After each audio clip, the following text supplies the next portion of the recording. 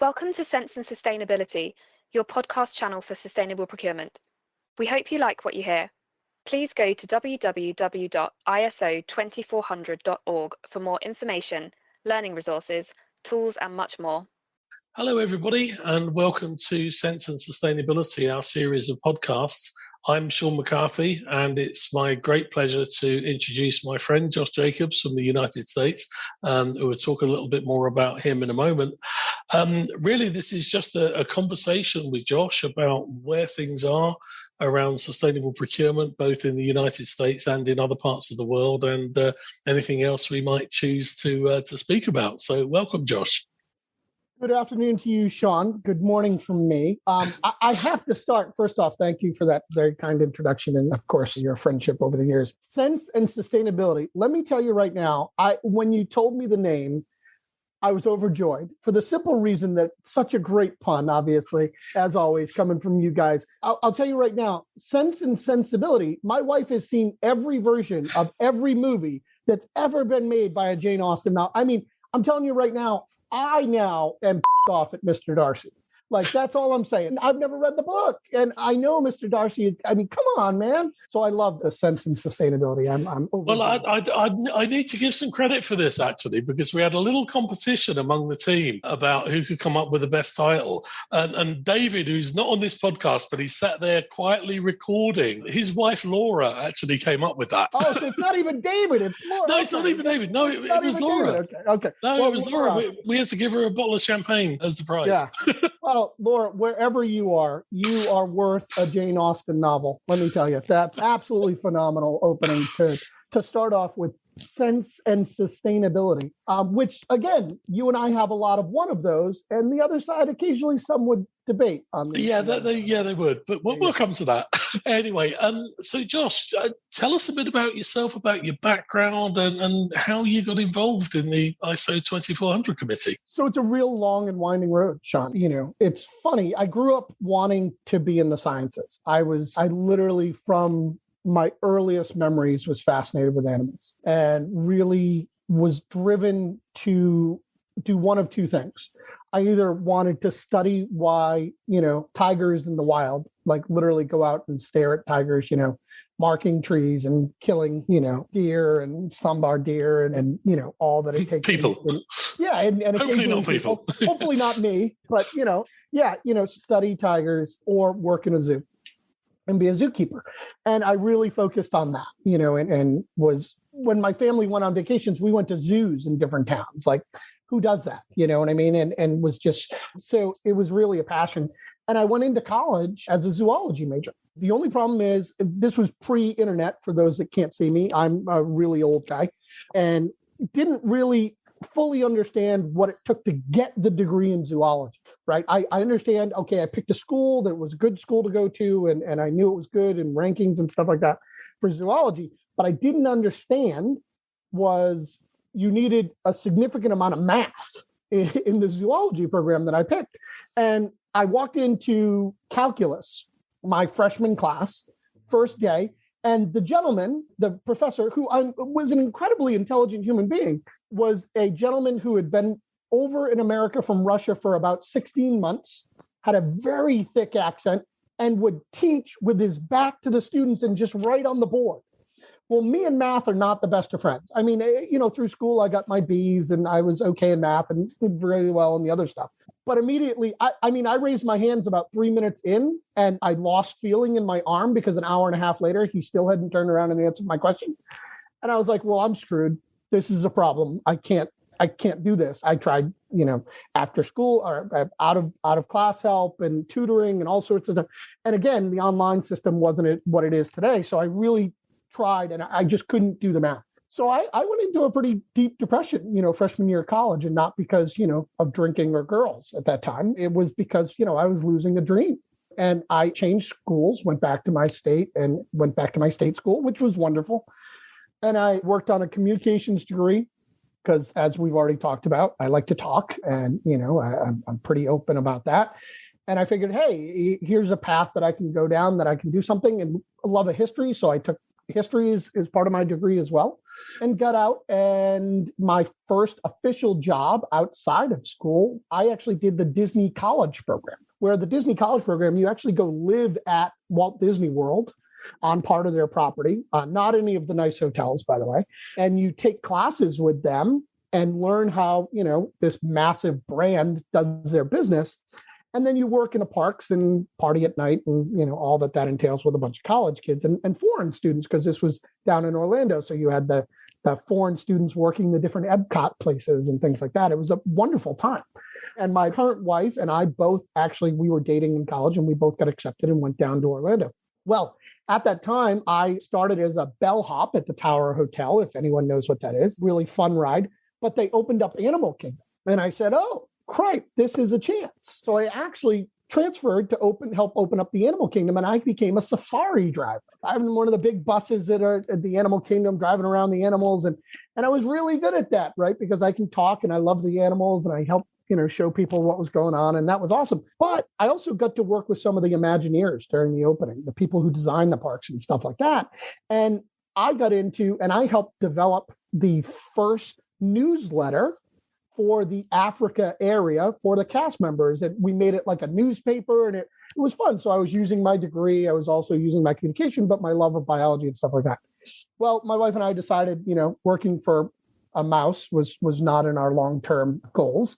Loved our time there, one of my favorite jobs I've ever had. But then we moved back north, and I need to find a job. So I took a job in a PR firm, like you do with a communications degree, and I helped work for Macworld Expo. I was there when, they announced the iMac and things of that nature, and worked with the press and different things. But it was technology, so it was still sciencey to me, and it still held my interest. I did a couple different jobs there. And then a number of years later, my wife and I had moved down to Atlanta, Georgia, from outside Boston and Providence, Rhode Island. We moved down to Georgia for my wife's job, and I was out of a job again. And I said, okay, what am I going to do? And found a job down here, became a director of marketing for an ad sales agency, which wasn't enthralling and was not hitting the buttons for me. So, about a year or two in, I started to look for another job, and I found a continuing medical education company, kind of back in that science world, that needed a director of marketing. And they were focused on oncology education. Right. So really looking into educating, folks that help save people from cancer, right. And make their world better.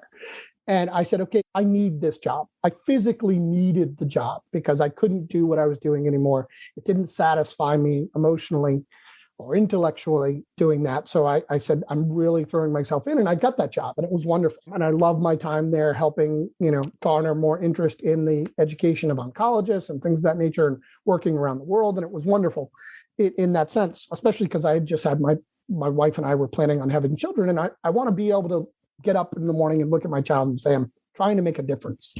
Well, a couple of years into that, I got the bug of interest in other things, and sustainability was sort of becoming a thing. And I interviewed for a job as director of marketing at a place called GreenGuard Environmental Institute. GreenGuard Environmental Institute was started by a woman named Dr. Marilyn Black. She was the first woman PhD in chemistry out of Georgia Tech. Her claim to fame, besides that, and besides being an incredibly intelligent person and one of the true pioneers in the industry of product emissions coming off products, is she actually tested what came off chemically in emissions from the moon rocks. So there's a theory out there somewhere that tall tale that she might have a piece of the moon in her house somewhere, but I've never seen it. And if I have, and NSA is listening to this, I don't know that's true. But got to work there for a number of years and really started to get involved in the sustainability movement and all that. But after a couple of years of being there as the director of marketing, I was recognizing that things like LEED and BREEAM and some of these procurement policies and different things were coming out, and they were referencing GreenGuard incorrectly. So while we are doing a great job getting architects and designers and manufacturers to utilize GreenGuard and focus on low emitting materials and less chemicals in your indoor environment, we were having to go correct people a lot. So I said, okay, well, what are we going to, we need to change this. So I kind of changed over to, I said, well, look, you can find a lot of people to do director of marketing stuff, but I think we need more public affairs. Like we need someone, government affairs, public affairs, getting involved in these things, being involved. And that was the moment, Sean, where I realized when people ask me today and they say, hey, distill your job down to a sentence, unlike you who've now asked me for my background and I've gone on a diatribe of 50 minutes, they say, distill what you do down to this little sentence. I tell people I'm a translator. I found that I had a skill where I could take what really, really some of the smartest human beings I've ever met. And as you and I both know, sometimes they say things and they don't make sense to the world, right? They make sense in their world and incredibly important for what we're trying to do, but it doesn't always translate. And I found I was able to take that incredibly intelligent things and distill it to my level of understanding, which allowed me to walk into government offices for the US or jurisdictions or universities and translate to them, hey, this is why you need to do this, and this is why it's important. GreenGuard ended up getting purchased by UL, Underwriters Laboratories, which does a ton of things at the time in sustainability. We were one of the first EPD program operators, certainly one of the first in North America, one of the first on a global basis. We did recycled content verification. GreenGuard was still a major part of what we were doing. Lots of different certification programs, right? UL is considered what's called a TIC, a testing and certification organization. And there's lots of those around the world. But we were deeply involved in sustainability, and I was loving it because I was back in science, right? I had a basis in science, but using the skills that I had learned in college and such, and just, whatever abilities that I was born with to do this translation. And at the time, that's when ISO 20400 was announced, right? And UL is intimately involved in the ISO process. And I said, well, if they're going to talk about sustainable procurement, I had been working with the United States General Service Administration. I had been working with some of the largest purchasers on the planet, both public and private, both in the US and internationally. So, well, we kind of have to be involved. And no one else in the US was really talking about it. So I stepped up and said, hey, I'll chair this thing if we want to. And I was able to get together a decent group of human beings, Nora Nightingale from the supply chain organization, Bill Greasy from the Tile Council were early kind of friends and involved and things of that nature.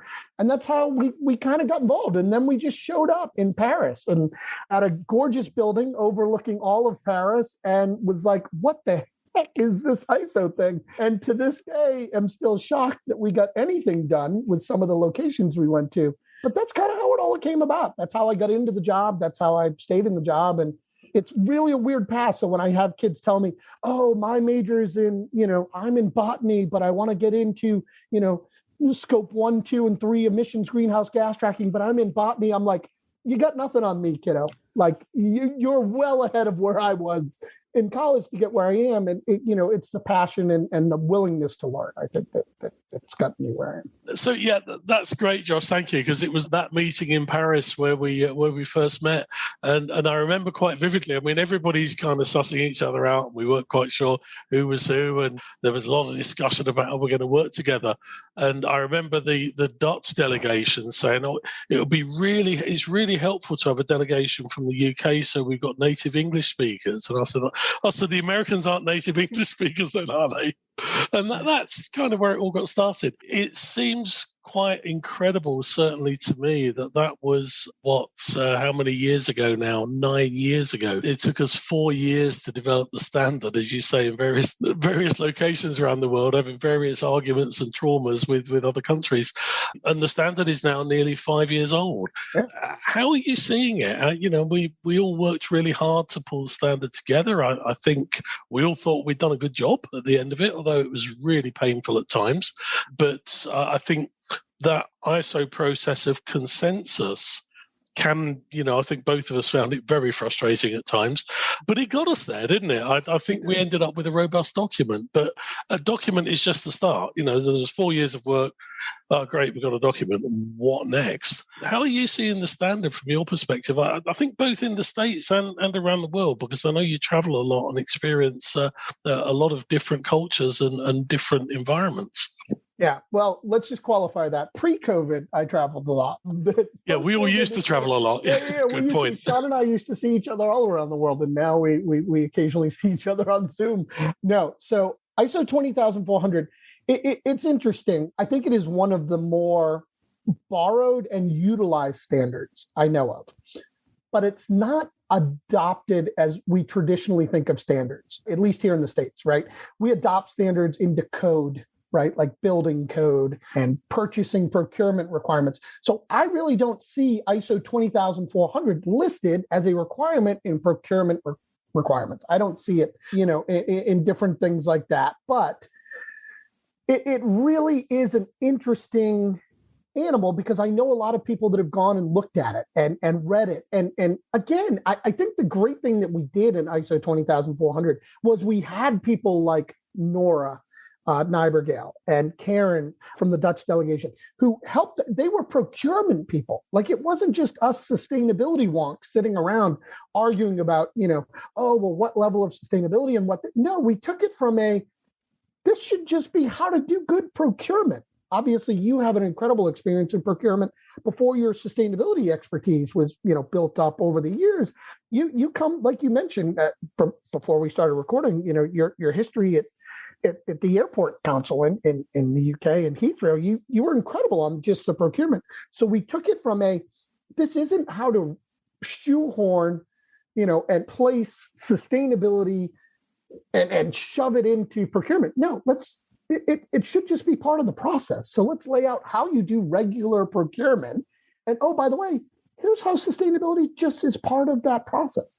So I've seen it utilized in a lot of concepts and ideas. Life cycle costing. It was one of the first global places that life cycle costing really came about, and that's starting to become a bigger thing. Obviously, going through and measuring things, which again, procurement people are like, duh. Yeah, you got to measure. But for sustainability people, it was like, no, you set a target, recycle content, and great. Now we check recycle content off and we move on. Well, no. If you're at 20% this year, can you get to 25 in 2 years? Can you get to 30? How do you, that constant improvement? So I think it's utilized a great deal as a learning tool and as a guidepost, but I don't see it referenced like we typically see ISO or standards utilized. But again, that you and I can talk about it, but that was one of our big concerns going in, is we didn't want people to certify to this thing. We wanted it to be guidance. So that's kind of how I've seen it. I'd be interested, Sean, because I know obviously in the UK and Europe, shockingly enough, Europe and America do things differently. And shall I say, Europe, the UK and America do things differently, because remember, you guys aren't, I can't include you in Europe anymore, unfortunately. But yeah, so how do you see it? Do you see it actually in procurement, or do you see it guiding procurement? Yeah, I'm with you, Josh. I see it guiding, and I'm also with you in terms of the standard being a guidance standard. Yes, it's a strategic framework of common sense. And certainly in the early days, when I kind of first started to get into sustainable procurement in the 90s in the airport organization, where we were looking at carbon and all of those things, and starting to get into, well, actually, how can we deliver this to our supply chain? So I kind of developed a lot of the thinking there. And you mentioned earlier, you see your role as a translator. And that's exactly how I saw it in the early days. I was a procurement guy by background. Because I used to buy the energy for all the airports, I got into developing a carbon strategy because my chief executive wanted me to. And I didn't even know what carbon strategy was in 2000. Actually, nobody did. So that was fine. I was doing the first one. It didn't really matter. It could be anything I wanted. You can't be measured a grade if there's no benchmark. Exactly. So I did this carbon strategy, and then he said, well, okay, well, so now you're a really commercial guy, and you get all this green stuff that these environment people talk to me about. So now go away and develop me a sustainable procurement strategy. And this was in, 2001 or something like that. And there weren't any sustainable procurement strategies either. So, when you're first, you get to make it up, which is good. But I think I felt straight away then, engaging with our colleagues in the environment department at the time, they were like little internal NGOs. They'd run around making you feel guilty about how you're screwing up the planet. And I used to say to them, well, look, tell me what you want my supply chain to do. And they'd wave around this big questionnaire with 40 pages of questions to ask your suppliers. Well, what use is that? Yeah. What do you want my supply chain to achieve? Right. And they didn't understand the question, because it's like, oh no, well, it's all terrible, and we need to save the planet. And no, what do you want my supply chain to do? Right. I can't save the whales today. No. But okay, that's a goal. You want the oceans not to be that warm. Okay, then I can work on that, but I need steps. Like, I can save them one flipper at a time, you know. It was just not working. And I had a very bright MBA, a lady who was doing an MBA at the time, working with me. And she made this sustainable procurement strategy her MBA dissertation. And it took her a year to develop the goals. What is it, you know, and we've embedded this into the standard, this thinking to say the first thing you do is work out as an organization what it is you're trying to do and what it is you want your supply chain to do to support it. It took a year to do that. But it sounds so simple. Like it's like, so I equate it to this. What you just described, and it happens everywhere. It's not just you guys back in 2001. Which, by the way, I'm sure people had to look up how to spell sustainability back in 2001. So again, you guys should get a lot of kudos for what you did. But the amazing thing to me is it's like, and I'll cop to this, my wife and I occasionally do this, where you develop a grocery list of what are we going to buy this week? And yet you didn't plan out any meals. And then you get to like the next week, like you get the groceries, you know, you go get the groceries on Saturday or Sunday. And all of a sudden Monday, like afternoon, you're like, okay, what's for dinner? And everyone's like, looks at each other like, wait, what? But you need to know what you want as the goal. Yeah. Now, it's not to say that doesn't change. Of course, goals change. You sometimes are too far ahead. Sometimes you're too far behind. Sometimes, you know, priorities change and stuff like that. But you need to have a, you know, if you're going to draw a line, you need to know where the flip the line's going to go, man. Like, absolutely. Draw it. I mean, it should be obvious, shouldn't it? But yeah, we spent a lot of time trying to get that kind of thinking embedded into the standard. So, I think for me, yes, it is being applied quite extensively in the UK. I think similar to you and my colleague Ross Primer, as you know, has recently done a report on the application of the standard. And what he was finding all around the world is that a lot of organizations, as you say, are using it. They're not necessarily saying so, because you don't have to get certified. You know, it's a philosophy rather than, I go from A to B to C to D, tick this box, get the audit, get the certificate on the wall, job done. It's a journey. So, yeah, I'm seeing good take up more so probably in the last couple of years as, you know, climate change is really becoming a thing that everybody's focusing on. And then when people start to talk about scope 3, they recognize that, oh my God, you know, what's happening in my supply chain? And a lot of my clients, you know, actually don't even know what their supply chain is beyond tier 1. And they're starting to think about multi-tiered supply chains and how we collect that data. And the standard works really well as a strategic framework to help you to do that. So I think, you know, I guess I would say it's been a success, wouldn't I? Wouldn't we both? Because we were both deeply involved. There's a lot more to do, but I think we've made a good start. And, you know, for me, we're coming up to the 5th anniversary of the standard. There has to be a review in the ISO process. And we've all said in the group that we work in, it ain't broke, don't fix it. Don't waste a nanosecond revising it. Right. Because that's energy that we'd all have to take, you know, other than, you know, it'd be great to meet up again and, you know, and go around the world and what have you. But hey, I haven't got time to do that anymore. I'm getting right, because we're actually doing what it. Yeah. Right. Yeah. And we need to keep doing that. Yeah. One quick question, Sean. You said it's a philosophy. Does that make us philosophers? No. Because that makes you what? The John Locke of British sustainable philosophy? No. Can I be Socrates? No. I fancy the Greeks. No, Josh, you're a failed zoologist. I'm a failed engineer. Okay. Let's get real about this. Okay. You said it's a philosophy. I didn't know if that made us. Look, neither one of us are Descartes. Let's all agree we're not Descartes, but we're, you know, let's. Anyway, yeah. I'm not going to go into the Monty Python song about that. You do have to be really old to know that one. Yeah. So, yeah, can I just take us on another slight journey into a slightly different subject? Please. But back to thinking about the United States. I was working, I guess it must have been about 4 or 5 years ago, for a company in the UK that I've worked with a lot, but they were parented, they were in the oil and gas sector, oil and gas manufacturer and service provider, parent company based in Houston, Texas. You know, proper big oil. Not shocking. Yeah, not shocking that they're at their It headquarters. was kind of the whole thing was kind of interesting to me because I did a load of work in the UK, and then they asked me if I'd go over to Houston to the parent company and help them to develop a sustainability strategy. Now, all the Brits just thought it was hilarious because they thought, as a minimum, I was going to be run out of town with a shotgun, and worst case scenario, they were going to string me up in the atrium. I didn't know; I'd never been to Texas, and with a proper belt buckle, though. You would get a proper belt buckle for it. It was a bit of a shock to me, I'd have to say, on many levels. The size of the portions of food. You order a steak and it starts at 16 ounces and goes up to a whole cow. On a more serious note, what was shocking to me as a Brit, of course, at the time, were the rifle racks on the back of the pickup trucks. Of course. And the open display of lethal weaponry just really shocked me. But they didn't run me out of town. They did kind of listen, and we did do some work. But before I got there, they said, no, because I'm saying, okay, so we need to talk about, environmental, social, economic sustainability. No, you can't say social. What do you mean I can't say social? No, you can't say social. They think you're a communist or something.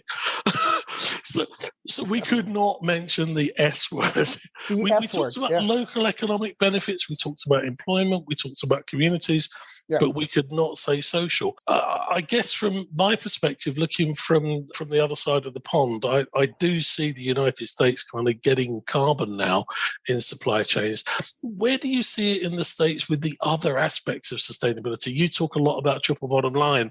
I think on this podcast we can mention the S word, but if we say it quietly, we'll probably be okay. Yeah. I don't want the gazpacho police coming after me, as has been stated here in the United States. That may be an outdated reference by the time this comes out. But so social's an interesting animal in America. We consider ourselves a very, very socially advanced nation.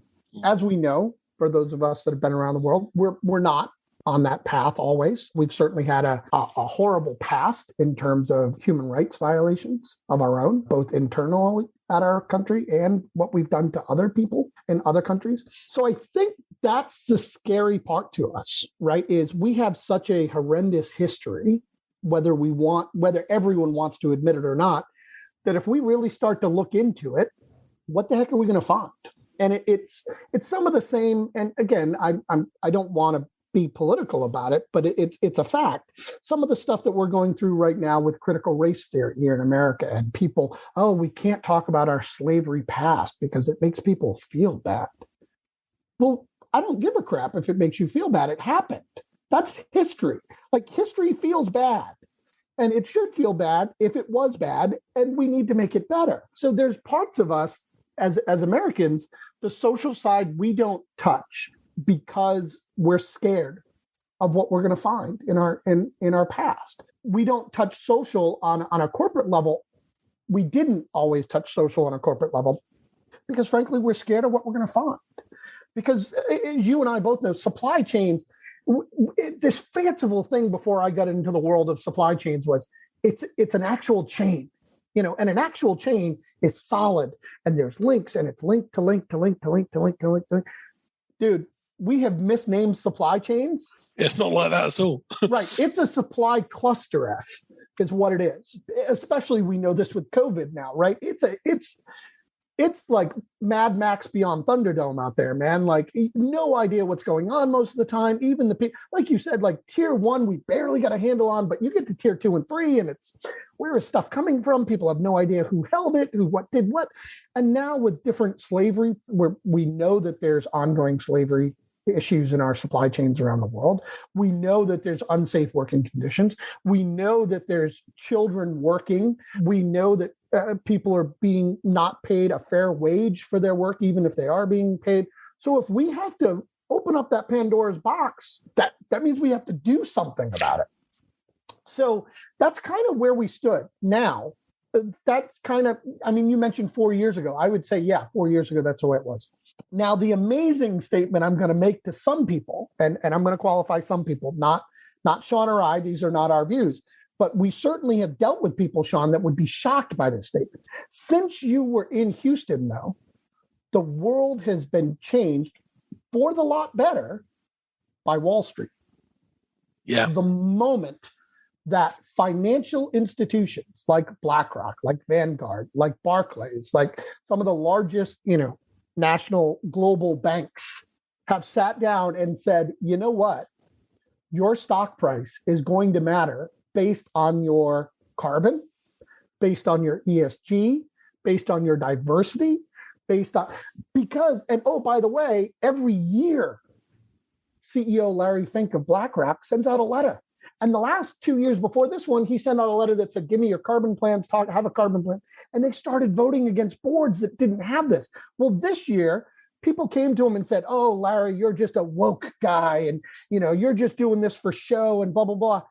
I loved his letter this year. I don't know if you or any of the listeners actually read his letter this year from last month. His letter this year was like, this ain't about being woke. He's like, I am not a woke person. I'm not here to satisfy the tree huggers or the, cancel culture or this or that. He goes, carbon and ESG are about what matters to the bottom line. And the moment that your stock price can be impacted by not doing something, you've never seen corporations jump so quickly. Yeah. They follow the money. Right. Wait, hey. And this is the interesting animal, right? You and I talked about it briefly when we both spoke at COP in Glasgow last year. I was somewhat stunned by my compatriot on the tree hugging green weenie side, which again I am one of those.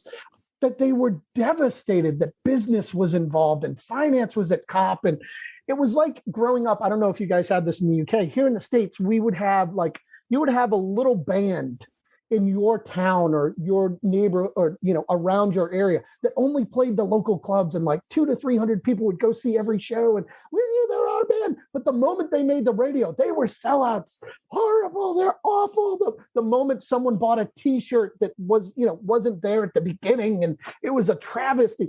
And this is what the sustainability movement was about finance. They're like appalled at how horrible and awful and blah, blah, blah. And I'm like, I don't care how someone gets to help me save the planet, as long as they're here. Like, let them in, and they're truly moving market, Sean. So that's a long way to say I agree. 4 years ago, social was the third rail in America, but that is quickly changing due to the financial discussions around ESG and TCFD, climate risk assessments, which obviously entails some of the other social concepts. So.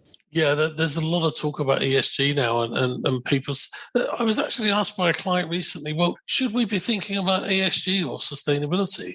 Well, it's the same thing. It's just another. It's just another three-letter acronym that the financial services sector has come up with now, and that's great because, as you say, that's where the money is, and that's where businesses will follow the money. Josh, we've been boring our audience for the best part of 3/4 of an hour now, so I guess we better wrap. It was a pleasure as always. I did say when we set up this podcast, well, we'll just kind of see where things go. So thanks very much for sharing a little bit of your history with us and some views on where we are with sustainability and sustainable procurement. But I guess we better stop now. I think we could talk all day. But thank you very much for joining me, and I hope a lot of people listen to this podcast and gain something from it. Sean, my friend, it is always a pleasure, as you know. And if you haven't heard it in the last couple of weeks, let me be the one to remind you, you have set a precedent in the world for a lot of us with the work you did, 20 years ago and really come into this, and the work you've done at Olympics and World Cups and really helped internationalize a lot of what we do about sustainability. So it's been my pleasure to be on Sense and Sustainability. I didn't want to do the British accent because, I don't want to upset anyone. But again, my wife will be overjoyed to know that I have taken some small part in a Jane Austen tribute podcast. So thanks, my friend. Yeah, thanks, Josh. Thank you for listening to our podcast on Sense and Sustainability. Please listen out for more episodes. For more information, learning resources, tools, and much more content on sustainable procurement, go to www.iso2400.org.